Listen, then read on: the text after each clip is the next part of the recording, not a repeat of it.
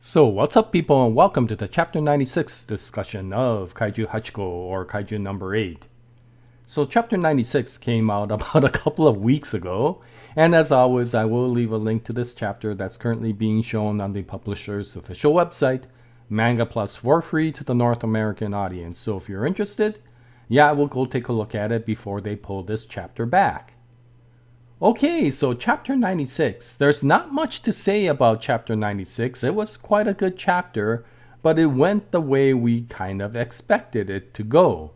Which is actually a very good thing considering that Matsumoto Naoya is a master at execution. Even if you kind of expect the chapter to be, the way he always tells the story is so well done that it's very enjoyable even if there are no surprises. And if you recall in chapter 95, the story revolved around the battle between Commander Ashiro or Commander Mina and Monster number 14. And during that chapter, we got a very nice backstory with regards to Commander Ashiro.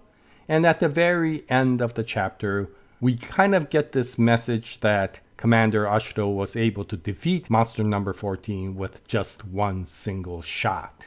And chapter 96 starts out confirming that monster number 14 is now destroyed from that single shot.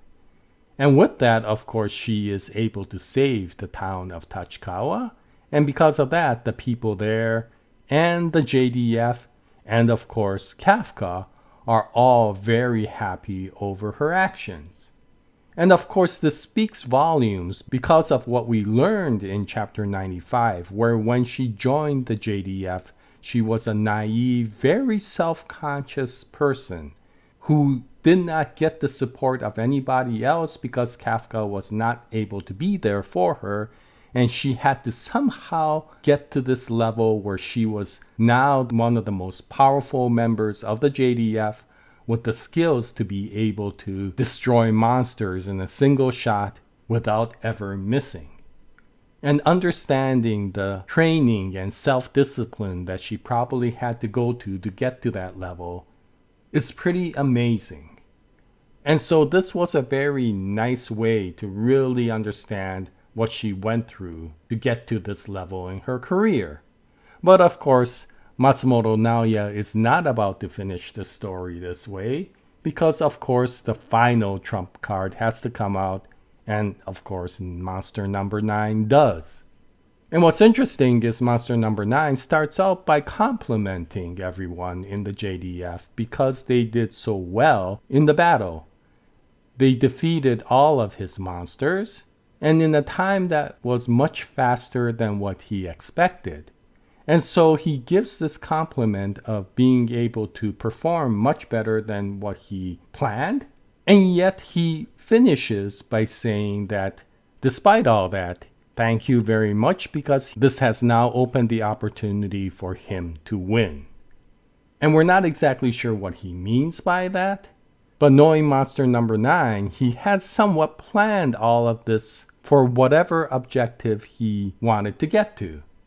And as the chapter goes on, we start understanding what that is. He starts talking about doing this attack to confirm whether a certain individual had the tremendous power that he expected, and that person did not disappoint. And now he says that that person is probably the most powerful soldier in the JDF, and with that he is able to obtain his objective. And what we found out is that if you recall in chapter 95 and the earlier chapters, monster number 14, one of its powers was to be able to teleport. Well, it turns out that not only could the monster teleport itself, but it could transform itself into a portal for teleportation. And considering the fact that that monster is now in front of Commander Ashiro, we as readers start getting an understanding of what that objective is and who monster number 9 was talking about when he suddenly appears through the teleportation portal in front of Commander Ashiro and says, now I have the opportunity to take this power the same way he did with Commander Shinomiya. And so, of course, this sets up this entire story for the finale and gives the opportunity for the author to bring Kafka out. This whole backstory was about Commander Mina having to fend for herself because the person that she most depended upon, which was Kafka, was never there when she looked over the shoulder. So what I expect is that chapter 97 will be a fierce battle between Commander Ashiro and Monster Number 9. And despite all that skill that she has, probably Monster Number 9 will be able to defeat her. And that, of course, gives Monster Number 9 the ability to take in the final blow. And I feel that chapter 97 will end with that final blow not coming through. And Commander Mina finally looking over her shoulder and for the first time seeing Kafka there to support her as Monster Number 8. And what I hope for is that as that story continues, it won't just be a fight between Kafka and Monster Number 9. In that the whole desire throughout this entire story was for Kafka to become stronger, not so that he could become the central champion in the JDF, but so that he could go out and support the person he cared for, which of course was Commander Ashiro.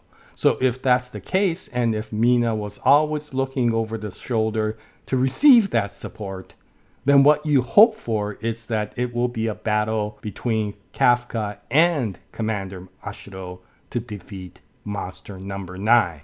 That was the whole point of the story, was that they will go into battle together to be able to protect the country.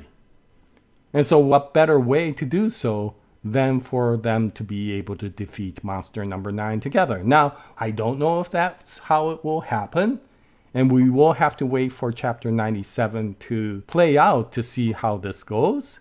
But what a nice setup to be able to bring that point back full circle from the very beginning of this entire series to the point where Kafka finally gets to reach his destiny.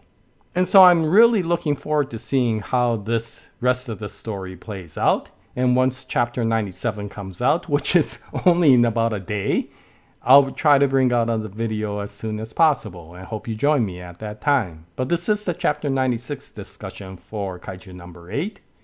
If you read it, what you think about it, any comments will be greatly appreciated.